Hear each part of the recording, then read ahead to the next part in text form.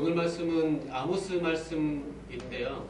지금 소선지서 말씀을 이어서 가고 있습니다. 그래서 지난 시간은 호세아서, 그 다음에 요엘 말씀 이후에 오늘 아모스 말씀이 되겠습니다. 계속 선지서를 통해서 하나님께서 이스라엘의 죄악과 또 우상 숭배에 대해서 계속 책망을 하시기 위해서 많은 선지자들을 계속 세우셨는데, 이 많은 선지자들 중에서 특별하게 하나님께서는 뽕나무를 치고 또 목자 생활을 하던 이 아모스를 특별히 선지자로 부르셨습니다. 그래서 특별하게 아모스는 그 이스라엘 각 신분들과 각 계층 모든 사람들에게 그 죄에 대해서 회개하도록 책망하는 위해서 특별하게 하나님의 지혜를 풍성하게 하실 뿐만 아니라 아모스에게는 특별하게 그 용기와 그 절개를 특별하게 허락하여 주셨습니다. 만약에 이스라엘이 바로 적정한 시간에 회개하지 않으면은 하나님의 극심한 심판이 임할 것이라는 것을 아모스에서 말씀을 하고 있습니다.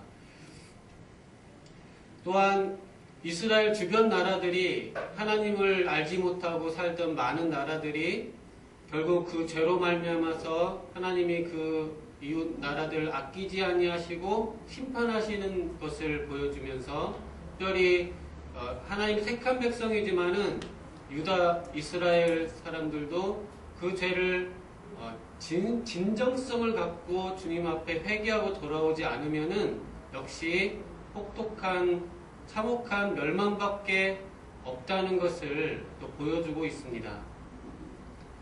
그리고 이 선지서 마지막 부분에서 짧지만은 결론적으로는 하나님께서 그래도 경건한 믿는 자들을 위로하시기 위해서 오실 메시아를 보내주실 것을 말씀해주고 있습니다. 이 메시아를 통해서 온전하게 해방이 되고 구원이 될 것을 마지막으로 그런 소망을 가질 수 있도록 말씀을 마무리하고 있습니다. 보면 어떤 드라마를 보면은 이야기에는 어떤 공식이 있다고 합니다. 보통 드라마 같은 것을 보시면은 대충 이렇게 조금 한두 부분만 보시면 결말이 어떻게 될지, 다음 시간이 어떻게 될지 예측하시는 분도 있을 것입니다. 요즘 드라마에서는 대체적으로 이제 출생의 비밀, 이렇게 분명히 저 사장 아들일 것이다, 이런 식으로 예측이 가능한 면이 있습니다. 또 공포 영화라든지 이런 영화들을 보면은 공포 영화에서 사는 사람과 있고 죽는 사람이 있습니다. 혹시 공포 영화에서 꼭 죽는 사람 혹시 아십니까? 어떤 사람이 공포 영화에서 죽나요? 예측 가능한, 공포 영화에서 보면은 여자나 남자 밝히는 사람이 나옵니다. 공포 영화에 여자 남자 밝히는 사람은 꼭 죽게 돼 있습니다. 공포 영화에 보면. 네. 그게 일종의 공식이라고 하죠. 근데 그 공식을 깨는 경우도 있지만 대부분 잘 깨진 않습니다. 한 공포 영화를 쭉 보시면은 욕정을 갖고 있는 사람은 꼭 죽게 돼 있습니다. 같은 팀원이라고 해도 이런 것처럼 이야기의 어떤 공식을 가지고 있다면은 선지서에는 공식이 있습니다. 선지서에는 항상 하나님의 심판이 있지만은 선지서는 반드시 그럼에도 불구하고 하나님이 메시아를 보내셔서 구원하신다, 이런 공식이 있습니다. 이 선지서에서 이 공식을 벗어나는 것 같지만은 공식을 벗어나는 게 거의 없습니다. 항상 하나님이 심판을 계속 이야기하지만 반드시 결말은 하나님이 메시아를 보내셔서 해방시키시고 구원해 주신다. 이런 선지서를 읽는 공식이 되겠습니다. 오늘 말씀도 특별하게 이런 공식을 가지고 한번 설명해 보겠는데요. 특별하게 아모스는 다른 선지서에 비해서 아모스는 좀 더 죄에 대해서 또 하나님의 심판이 얼마나 심각한지를 훨씬 더 강하게 말하고 있습니다. 아모스는. 그래서 하나님의 진노가 얼마나 극심한지, 하나님이 죄를 얼마나 미워하시는지 아모스에는 굉장히 강하게 말을 하고, 첫 번째, 두 번째, 세 번째, 네 번째, 다섯 번째 계속 심판에 대한 비유들도 있으면서 하나님이 얼마나 죄를 미워하시는지 말하고 있습니다. 어느 정도냐면은 그 죄를 범한 사람들이 하나님이 얼마큼 싫어하시냐면 거의 그 자녀들이나 뭐 다른 모든 것을 떠나서 경제적으로도 만약에 집에 하도 경제적으로 힘들어져 가지고 맛있는 뷔페 같은 거 먹기 힘들다. 요즘 소고기 같은 거 먹지 못하고 요즘은 채소만 먹고 있습니다. 그 정도가 아니고 풀 한 포기도 먹지 못할 정도로 하나님이 징계하시겠다. 입에 풀칠도 못하게 할 정도로 하시겠다. 이렇게 아모스에는 그런 표현들이 나옵니다. 메뚜기를 보내시고 하셔서 말 그대로 그냥 힘들게 하시는 정도가 아니고 그냥 거의 가장 밑바닥 중에서 밑바닥까지도 가는 그런 표현들이 아모스에는 강조되고 있습니다. 아모스가 이렇게 하나님의 진노와 심판을 강조하고 있는 이 메시지를 통해서 사실 아모스는 이 시대상을 통해서 우리도 많이 배울 점들이 많이 있습니다. 오늘 제목을 아모스가 받은 말씀이라고 제목을 정했는데요. 아모스가 특별히 어떤 사람인지 잠깐 한 번씩 생각을 해보도록 하겠습니다. 아모스라는 사람은 여기 1장에 보면은 원래 유다 사람인데 유다에서 양을 치고 뽕나무를 재배하던 사람인데 북이스라엘로 하나님이 인도를 하셔서 이스라엘에서 말씀을 전파하는 사역을 했습니다. 또 아모스 1장에 보면 우시야 왕 또 여로보암 왕이라는 표현이 있으니까 지난 시간에 요엘에서 특별한 시대 표시가 없으면은 의미가 없지만은 이런 시대를 나타내는 언급이 있을 때는 그게 중요한 의미가 있으니까 생각해 보라고 했습니다. 그래서 이 아모스는 우시야 왕 또 여로보암 때 사람입니다. 그러면 이때 누가 활동을 했습니까? 호세아가 이때 여로보암 때 활동했습니다. 호세아가 또 이때 또 큰 대선지사가 한 명 활동했습니다. 이때 누가 했나요? 이사야가 활동하고 있었습니다. 이사야라는 대선지사가 남유다를 중심으로 활동하고 있었습니다. 또 북이스라엘을 향해서는 지난번에 살펴본 호세아가 활동을 하고 있었습니다. 근데 특별하게 이 아모스는 이미 기라성 같은 선지자들, 이사야 선지자는 대선지자입니다. 이런 선지자들이 활동하고 있는데 왜 또 아모스를 하나님이 또 들어 쓰셔가지고 그것도 유다 출신이니까 유다에서 사역을 안 하고 자기 동네도 아닌 남의 동네 가서 사역을 하도록 하셨을까? 그래서 아모스는 이런 면에서는 좀 독특한 면이 있습니다. 그러니까 아모스는 호세아가 영적 환경이 척박한 곳에서도 힘있게 말씀을 전한 사역자였고, 또 요엘은 좀 환경이 괜찮은 유다에서 말씀을 전했지만 말씀을 전했습니다. 근데 아모스 같은 경우는 제 고향 터전이 아니고 다른 터전에서 사역을 한 경우입니다. 제가 한국 사람인데 한국 사람이면 한국에서 사역을 하면 제일 편할 텐데 외국에 나가서 선교를 하고 사역을 하도록 이렇게 자기 기반이 없는 곳에서 사역을 하는 경우일 수 있겠습니다. 아니면 제가 많이 지냈던 곳은 강북 지역에서 제가 많이 생활을 했습니다. 강북 지역에서 많이 거의 오랜 시간을 보냈는데, 지금 이 봉천동 이쪽에서 사역을 하면은 강남에서 사역을 하는데, 저로서는 살던 지역보다는 조금 다른 지역에서 사역하는 면이 있습니다. 또 제가 남양주에서 몇 년간 살다가 또 여기서 왔기 때문에 어떻게 보면 저는 생소한 곳에서 사역을 하는 면이 있습니다. 이런 사역이 쉬울까요? 어려울까요? 쉽지 않을 것입니다. 그러니까 아모스는 유다 사람입니다. 유다에서 이 본문에서 보면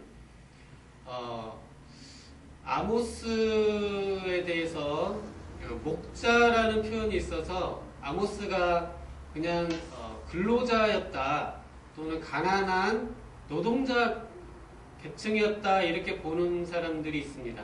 아모스가 가난한 사람을 대표해서 특별하게 이 시대의 사회 악에 대해서 혁명적인 메시지나 사회 지도층에 대해서 비판의 목소리를 높였다 이렇게 보는 의견도 있는데, 아모스가 가난한 사람이었나요? 근로자였나요? 어떻게 생각하십니까?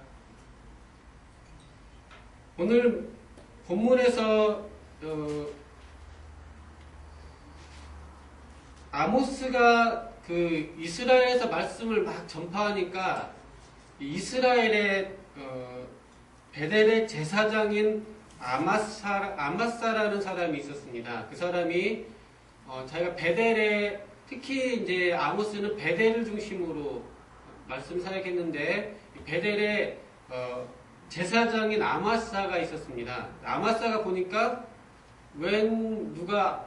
남쪽 사람 누가 와가지고 회개하지 않으면은 북이스라엘 망하고 왕 여로보암도 비참하게 죽는다 막 이렇게 선포를 하니까 아마샤가 아모스한테 개인적으로 불러가지고 여기서 그런 말 하지 말고, 여기서 그런 행동 하지 말고 너희 동네 유다로 돌아가서 거기서 예언 활동하고 거기서 그냥 월급 받고 살아라 편하게, 왜 여기 와서 문제 일으키냐 이렇게 할 때 아모스가 자기 변론을 하는 부분이 있습니다. 거기서 아모스가 자기 변론하면서 내가 본래 나는 지금 말로 말하면 내가 원래 목회자가 아니었습니다. 이렇게 말하고 있습니다. 내가 원래 선지자가 아니었습니다. 원래는 양을 치던 목자였고 뽕나무를 키우던 사람이었습니다. 이렇게 말하면서 그렇게 살았는데 하나님이 자기를 특별하게 하나님 부르셔가지고 이쪽에 와서 말씀을 전하도록 또 목회 활동을 하게 하셨다 이렇게 말하고 있습니다. 그때 양을 치던 사람, 뽕나무를 배양하던 사람이란 표현 속에 아모스가 양을 치는 사람은 두 가지 부류가 있습니다. 양을 친다고 해서 다 남의 양 치고 근로자 해서 남의 양을 치는 사람이 있지만은 여기서 양을 친다고 하면은 또 하나가 있습니다. 성경에는 양 치는 사람이라고 하면은 양을 소유해서 자기 양을 치는 사람도 양치는 사람이라는 표현이 성경에 많이 나옵니다. 여기서 아모스는 자기 양을 자기가 치던 사람이라고 보는 의견이 더 많습니다. 그래서 또 아모스는 뽕나무밭을 했습니다. 그래서 여기서도 남의 뽕나무 밭에 가서 품삯받고 일했던 사람이라는 표현인 것 같지는 않습니다. 자기 땅에다가 뽕나무 심어서 뽕나무 길러든 사람이라는 의미가 있겠습니다. 뽕나무를 왜 키웠냐면은 지금은 뽕나무 하면 거기서 오리도 나오는데 아무래도 뽕나무를 키웠으면은 거기서 누에를 키워서 비단 같은 것도 만들고 그런 사업을 했을 수가 있습니다. 그러면은 이 아모스는 유다에서 자기 양을 키우고 자기 양을 기르고 자기 밭이 있어서 뽕나무도 재배하고 뭐 누에도 해서 실크 비단도 하고 했을 정도면은 아모스는 상당한 중견 사업가 정도 됐을 거라고 생각이 됩니다. 왜 그렇게 이야기할 수 있냐면은 아마샤가 너 왜 여기 남해 이런 데 와서 예언하면서 아마샤 생각에는 아모스가 아마 그렇게 막 이스라엘 다 망한다 막 이렇게 그렇게 메시지 선포하고 하는 것이 아마샤가 볼 때는 그게 이제 두 가지 역할이 있습니다. 아마샤는 니네 동네 가서 그냥 밥 벌어 먹어라 이런 식으로 말한 거 보면은 아마샤도 자신도 베델의 제사장으로서 이 목회 사역을 하나의 경제적 활동 관점에서 바라본 것 같습니다. 그래서 아마샤 입장에서도 자기가 여기서 입증한 터전을 가지고 이렇게 목회 활동을 하면서 살아가고 있는데 아모스가 나타나서 이렇게 하는 것이 본인의 지위에 영향이 생겼다고 보고 아모스를 공격하는 건데 어떻습니까? 만약에 제가 이 서울 다 불바다 됩니다. 박근혜 대통령 비참하게 돌아가십니다. 막 이렇게 외친다고 하면은 제가 점쟁이라고 치면은 제가 점쟁이라서 만약에 이런 메시지를 서울 불바다 되고 박근혜 대통령 크게 비참하게 돌아가실 겁니다. 막 하면은 제가 점쟁이라면은 저한테 무슨 이득이 있을까요? 제가 점쟁이라면은 저한테 경제적으로 무슨 이득이 있을까요? 제가 용한 점쟁이고 진짜 서울 불바다 될 것 같고 박근혜 대통령이 큰일 당할 거라고 제가 진짜 예언을 하는 점쟁이면은 박근혜 대통령이 절 부르겠죠. 또는 국가 청와대에서 절 불러서 어떻게 하면 되겠습니까? 그러면 제가 큰 구판을 벌이면 됩니다. 이 어려움을 극복할 길이 있습니다. 그래서 국가적 큰 구판을 하면은 제가 국가적인 큰 구슬 한번 하면은 제가 얼마 정도 벌 수 있을까요? 제가 큰 돈 벌 수 있을 겁니다. 이게 진짜라면은, 그리고 제가 대책이 있다면. 사실 아모스가 지금 이 정도로 메시지를 전할 때에 여기에 대해서 큰 국가적인 어떤 해결책을 제시한다고 하면은 이 점쟁이적인 관점에서 보면 아모스는 큰 돈 벌 수 있는 사람입니다. 수십억 정도 벌 수 있습니다. 실제로 서울이 불바다 되고 이렇게 되는 것을 굿을 해가지고 벗어나게 해준다. 그러면은 제가 진짜 수억을 벌 수 있습니다. 아마샤는 그런 측면에서 바라봤을 수도 있습니다. 아모스가 왜 와서 저렇게 그것도 그냥 조그만 이야기도 아니고 나라가 망한다고 하면서 국가의 무슨 여로보암 왕이 막 어떻게 된다고 말을 하냐. 그것은 보통 사람은 아닌데 사기꾼일 수도 있지만 진짜 어떻게 바라볼 수 있습니다. 여기에 대해서 니네 집, 니네 동네 왜 여기 이스라엘 와서 그렇게 그런 그 점쟁이 짓을 하느냐 그런 겁니다. 그리고 거기에 대해서 아모스는 내가 유다에서 내가 돈 벌려고 여기 온 게 아니다는 면을 좀 말하고 있습니다. 뭐냐면은 또 한 몇천만 원 벌려고 온 것 진짜 아니다고 말하는 말에서 아모스가 하는 말이 내가 본래 양을 크게 쳤다는 겁니다. 양을 내 소유로 크게 쳤다는 말은 없지만 내 소유로 양을 쳤는데 또 내가 뽕나무 유다에 땅이 있어서 뽕나무를 기르든 내가 그래도 내 땅 있고 내 양이 있어서 내 사업을 하던 사람이었다.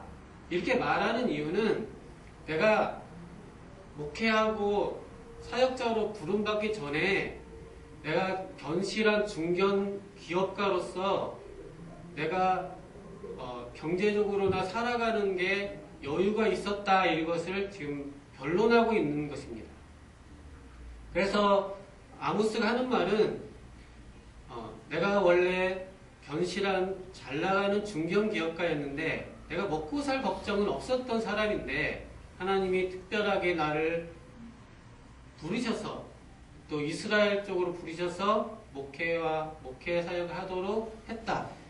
그러니까 내가 여기서 이스라엘 베델에 와서 여기서 아마시아가 말한 것처럼 선견자 너는 유다 땅으로 도망하여 가서 거기에서나 떡을 먹으며 거기에서나 예언하고 다시는 베델에서 예언하지 말라 이렇게 말했기 때문에 유다로 다시 가서 거기서나 예언하고 거기서나 떡 먹고 살아라 이렇게 말했기 때문에 아모스가 그렇게 말한 것입니다. 내가 먹고 살기 위해서 이걸 한 게 아니다. 나는 원래 어느 정도 내 기업과 사업이 있었던 사람이다. 하나님이 특별히 부르셔서 그것을 뒤로 하고 여기 와서 사역을 하고 있는데 이것은 철저하게 하나님의 말씀을 전하는 것이지 나의 비즈니스 하는 것이 아니다. 이렇게 말한 것을 볼 수 있습니다. 여기서 아모스가 결국은 상당한 역량 있는 중견 기업가였다고 저는 볼 수 있고 또 많은 분들도 아모스가 처음부터 날 때부터 제사장이나 선지자 계통이 아니고 어느 정도 자기 사업을 하던 사람이었기 때문에 가난하다고 볼 것은 없다. 그렇게 말을 하고 있습니다. 사실 이 아모스를 통해서는 저희가 이제 사역자로서나 또 성도로서 또 생각해 볼 것이 있습니다. 우리가 왜 복음을 전하며 왜 말씀을 전하는가 이런 것도 아모스를 통해서 조금 배울 것도 있습니다. 이 시대가 하도 악하기 때문에 다 종교적인 것도 다 비즈니스로 생각하는 이 시대에 아모스 같은 사람들 그 시대에야말로 정말 그랬습니다. 그때 특별하게 하나님이 아모스를 들어 쓰신 이유는 아모스가 하나님이 아모스라는 중견 사업가를 들어서 말씀 사역자로 삼으신 것도 시대적인 뜻이 있다고 볼 수 있습니다. 저희 연합교회 목사님들은 보니까 목회하시기 전에 이미 상당한 역량이 있으신 분들이시더라고요. 그래서 서울의 명문대를 나오셨고 또 미국의 유학생활도 거의 10년 가까이 하시고 저도 명문대 서울대에 비하면은 아니지만 그래도 저도 명문대에 속할 수 있는데 여기 목사님들은 목회를 안 했어도 어느 정도 이 사회에서 중상류 정도 삶을 살아갈 수 있는 역량을 갖고 있었던 분들인데 하나님이 목회로 부르신 것은 이 아모스하고 비슷한 면도 있을 수 있겠습니다. 정말 우리가 목회를 하는 이유가 비즈니스 차원이 아니고 정말 순수하고 고상하게 정말 이 하나님의 말씀을 순수하게 전하기 위해서라는 것을 세상에 또 보여주는 면이 있습니다. 하나님께서 이런 어느 정도 기반이 있는 사람들을 불러서 사역자로 부르신 데는 그런 의미들이 있습니다. 특별하게 이제 아모스 개인적인 사역을 넘어서 오늘 본문에서는 아모스는 다른 선지서들보다는 훨씬 심판에 대해서 강하게 책망하는 선지서라고 했습니다. 특별하게 계층과 신분을 초월해서 왕부터 시작해서 모두에게 하나님이 아모스는 아주 강한 심판의 메시지들을 계속 말하고 하나님께서 특별히 아모스에게서는 그 지혜와 특별하게 용기와 절개를 하나님이 주셨다고 말하고 있습니다. 이렇게 담대하게 선포하기 위해서는 사람이 용기와 절개가 있어야 됩니다. 그래서 목숨을 걸고 해야 되는 면이 있는데 아모스는 이런 절개가 있었습니다. 그래서 강하게 말씀을 선포하고 있습니다. 특별하게 하나님이 죄에 대해서 얼마나 진노하시는지에 대해서 말을 하고 있습니다. 이 시대는 많은 분들이 다 교회가 부흥하고 한국 좋은 시대라고도 합니다. 교회도 큰 교회도 항상 많이 있고 목사님들도 훌륭하신 목사님들도 많이 있는 이런 시대에 하지만 역시 사람들은 기독교에 대해서 많이 실망을 하고 또 이 시대 죄악상에 대해서 상당한 그 무기력함 같은 것을 갖고 있는 시대인 것 같습니다. 지금 한국교회 대형교회에서 인간의 죄가 얼마나 그 끈질기고 아주 뿌리가 깊은지 또 인간이 얼마나 나약한지 또 하나님이 그걸 얼마나 진노하시고 싫어하시는지 그런 걸 보여주는 모습들 중에 특별히 대형교회 목사님들 중에 이미 큰 교회 목사님들이 첫째로 재정적인 문제로 인해서 이미 이 사회가 거의 선진국 대열에 이르렀는데도 목사님들이 경제적으로 문제가 돼서 재판에 계류돼서 지금 문제가 일으키지는 큰 교회들이 많이 있습니다.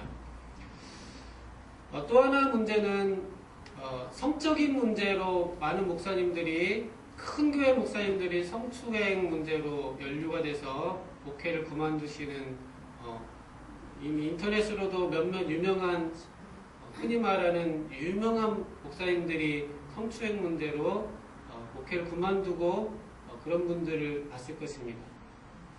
근데 이것이 작은 문제가 아니고 우리나라 대형 교회에서 이런 문제들이 있고 또 최근에 논문 조작이라든지 이런 도덕적인 기본적인 양심의 문제에서 목회자들이 걸려서 넘어지는 모습을 보고 있습니다. 또 목회자가 이 정도로 넘어지면은 일반 성도들은 전부 다 거룩하고 성숙해서 한국교회 성도들이 전부 다 성숙해서 거룩한데 목사님들만 문제 일으켜서 다 넘어지고 쓰러지고 그러느냐? 사실은 이 목사님들은 이 교회의 대표적인 모습을 보여준다고도 할 수 있습니다. 그러면은 성도님들의 삶은 어느 정도일까 하면 어느 정도 비슷하다고 할 수 있습니다. 돈에 역시 약하고 성적인데 역시 약하고 또 양심과 진실한 문제에 있어서 역시 약한 모습들이 있다는 것입니다. 이런 것에 대해서 그러면 하나님은 그것을 너그럽게 봐주시느냐? 그것이 아닙니다. 아모스는 하나님이 그거를 굉장히 싫어한다고 말하고 있습니다. 하나님이 그 진노가 격심하다고 하고 있습니다. 그래서 하나님이 이 한국교회를 그냥 놔두실 수도 있지만은 하나님이 봐주시지 않는 것은 이미 매스컴이나 이런 걸 보면은 하나님이 목사님들을 치시는 걸 보면은 하나님이 그 가만히 놔두시지 않는 것을 알 수 있습니다. 하나님도 다 봐줄 수 있습니다.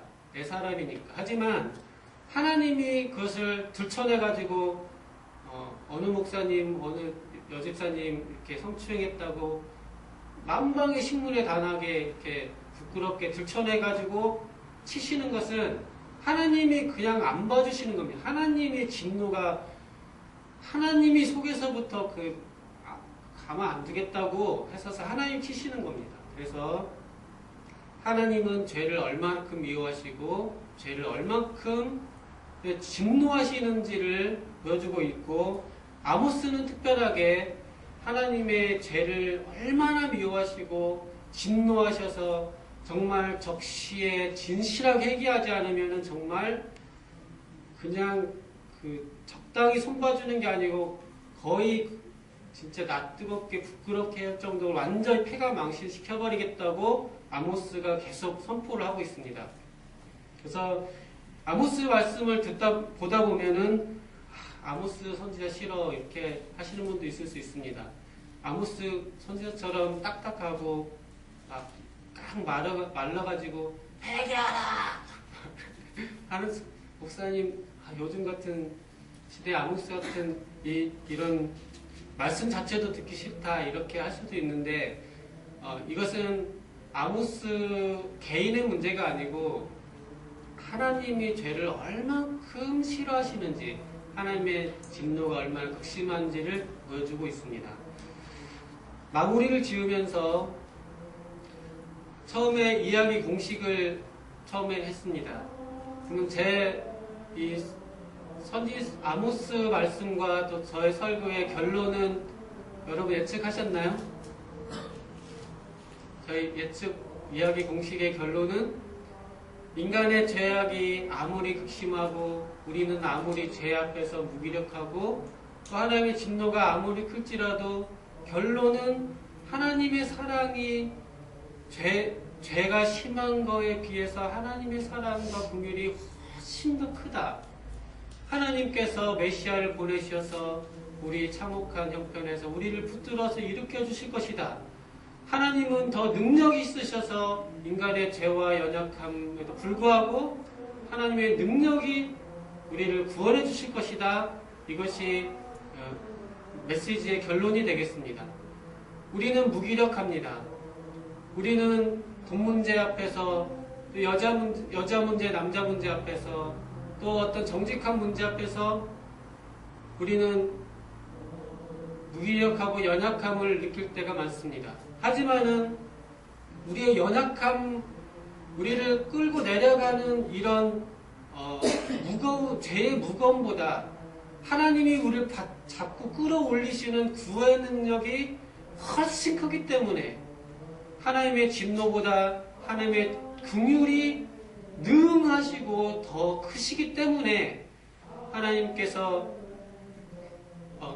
교회의 무기력함에도 불구하고 하나님은 능력이 있으셔서 교회는 지옥의 권세가 미치지 못하고 교회는 여전히 소망이 있고, 이 시대에 죄악이 만연한 시대에도 교회는 능히 이 죄악들을 뚫고 나아가서 이 세상에서 이 하나님의 의를 이룰 수 있다라는 메시지를 전하고 있습니다. 저희는 정말 매일매일 다가오는 유혹과 어려움과 주변에서 들려오는 어떤 유명한 대단한 목사님도 넘어지셨대, 쓰러지셨대, 그런 말 들을 때 우리는 마음속에, 하지만 하나님의 능력은 하나님의 진노보다 하나님의 긍휼이 더 크시다. 하나님께서 붙들어 주셔서 한국교회 하나님께서 반드시 큰 나무로 자라게 하신다. 인간의 죄, 악보다 선이 결국 이긴다. 하나님의 나라가 임할 것을 말하고 있습니다. 저희가 이 아모스 말씀을 통해서 죄와 진노가 극심한 만큼 더 하나님의 긍휼과 사랑이 더 크다는 것을 보시면서 드라마의 공식처럼 가장 힘든 순간에 극적 반전을 통해서 가장 큰 승리의 소식을 줘서 우리가 다 망했다 싶을 때 하늘에서 구원의 손길이 샥 임해서 우리 가슴이 주의 기쁨으로 인해서 하나님 감사합니다 이렇게 외칠 수 있는, 하나님은 이런 굉장히 극적 반전을 원하신다는 것을 알고, 혹시 죄 앞에서 마음에 이래서 되겠나 그런 마음이 혹시 들 때에 하나님의 극적 반전, 하나님의 구원의 능력이 크시다는 그 소망을 붙들고 나아갈 수 있기를 소망합니다. 기도하겠습니다. 하나님 아버지, 아모스 말씀을 통해서 하나님께서 죄를 얼마나 미워하시고 하나님의 진노가 얼마나 큰지를 배웁니다. 하나님 아버지, 피 흘리기까지 싸우고자 하지만 하나님 앞에 눈물밖에 나오지 않습니다. 하나님 어찌하오리까? 주님 불쌍히 여겨 주시옵소서. 하나님 아버지, 저희가 정말 주님 앞에서 선하게 살고 싶습니다. 하나님 아버지, 저희의 연약함을, 죄악을 하나님 불쌍히 여겨 주시옵소서. 하나님께서 능히 우리의 죄보다도 주의 긍휼의 능력이 크심을 믿습니다. 하나님 아버지, 주님의 구원을, 주님의 놀라운 역사를 이루어 주시옵소서. 서울연합교회를 통해서 이 시대에 정말 하나님의 구원과 하나님의 능력을 이루어 주시옵소서. 사랑하는 예수님 이름으로 기도드리옵나이다.